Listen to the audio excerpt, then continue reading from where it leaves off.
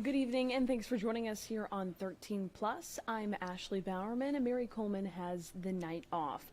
We're going to go ahead and get right into our story for this evening here on 13 Plus.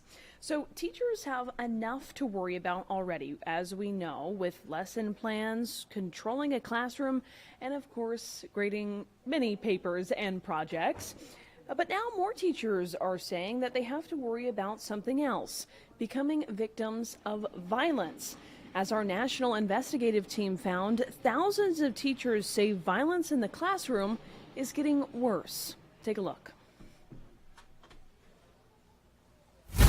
Great teachers motivate, inspire, and lead their students, but some educators say overwhelming challenges in the classroom have made their job nearly impossible.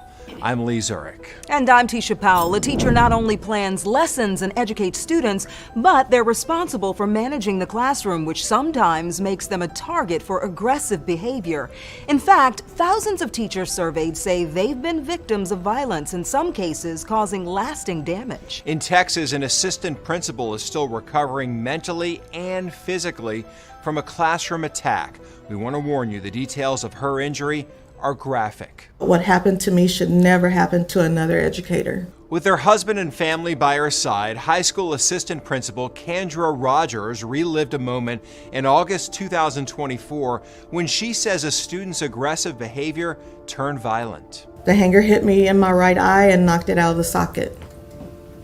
I grabbed my face while blood was pouring out of my head and stumbled out of the classroom door. Rogers' injuries were so severe, she had to be airlifted to a hospital where she underwent surgery on her eye. She says she still requires additional surgeries, and They determined I had been blinded and currently believe that my damage is permanent. while Rogers' story is tragic, it's not new. Violence against teachers is a growing problem, one that's gotten worse since the pandemic. Reporter Kristen Crowley takes a closer look at the issue and what can be done to fix it. Attacked and nearly killed by a student. Pepper sprayed by his student. I'm gonna kill you!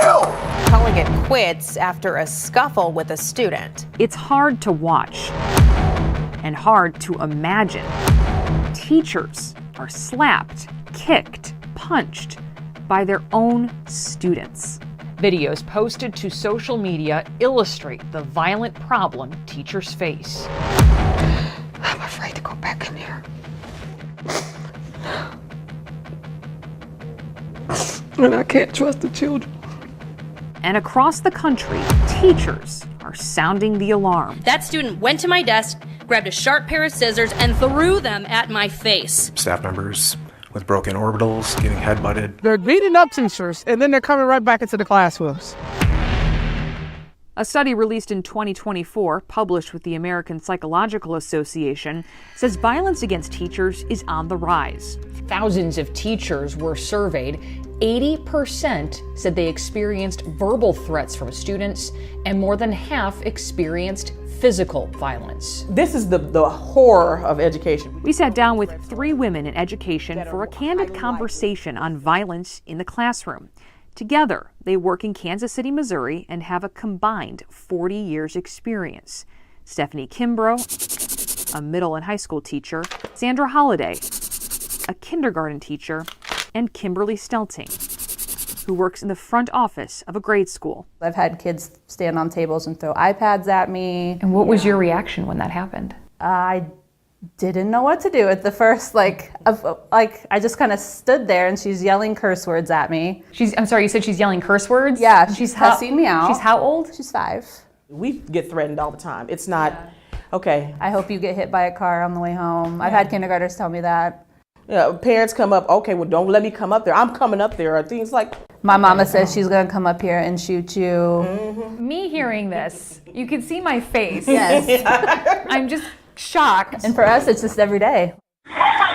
While reports of violence in schools have increased, the issue isn't new to educators. It's been a problem for a fair amount of time over the past 15 years. Dr. Susan Dvorak McMahon is the lead author of the study tracking violence against teachers. In 2010, she found 42% of teachers experienced physical violence from a student. Remote teaching during the pandemic led to a drop, But when in-person learning resumed, both physical and verbal violence against teachers spiked, and not just from students. Parents cussing me out, and the kids see that. They're doing it in front of them. What are they saying to you? I had an email message last year, a dad telling me to kill myself. Before the pandemic, only 1% of teachers reported they had violent encounters with parents. Post-pandemic, that jumped to 26%. Why do you think violence against teachers is on the rise? So I think we have youth mental health needs.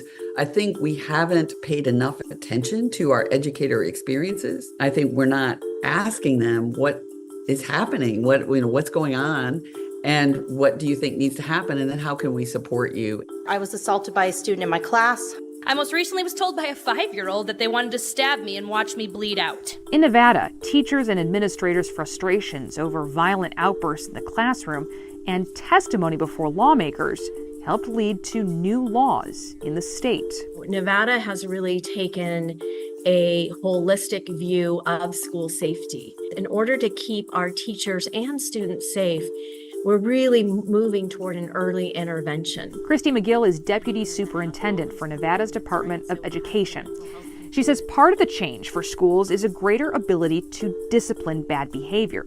The other part is helping the violent students with school counselors, psychiatrists, and making sure there's more training for teachers. I think the legislation really brought a systems focus instead of, we're going to harden our schools, we're going to focus on mental health. No, this said we need to do both. Since the legislation has passed, has violence against teachers decreased? Yes, our incidences right now look like they're down, but we can't say for sure until we look at the trends. That, McGill says, will take at least 2 years. But in some test schools, they saw 20% fewer violent incidents compared with other schools in the state. In the meantime, waiting for change is having serious consequences for the profession. Dvorak McMahon's study found before the pandemic, 49% of teachers wanted or planned to quit. That number is now 57%. Have any of you thought about quitting your profession? Every year. Every year? Every year. Now they say it's everyone's responsibility to listen. We're telling you there's an issue here. Please don't let this continue falling on deaf ears.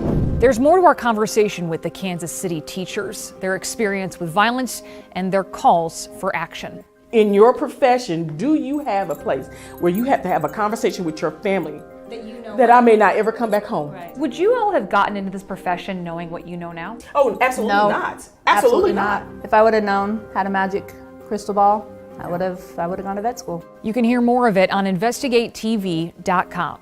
I'm Chris. We certainly thank our investigative team for that story. Of course, we always thank you for watching us here on 13 Plus. You can also catch us on all of the streaming platforms you see here, as well as on KOLD.com.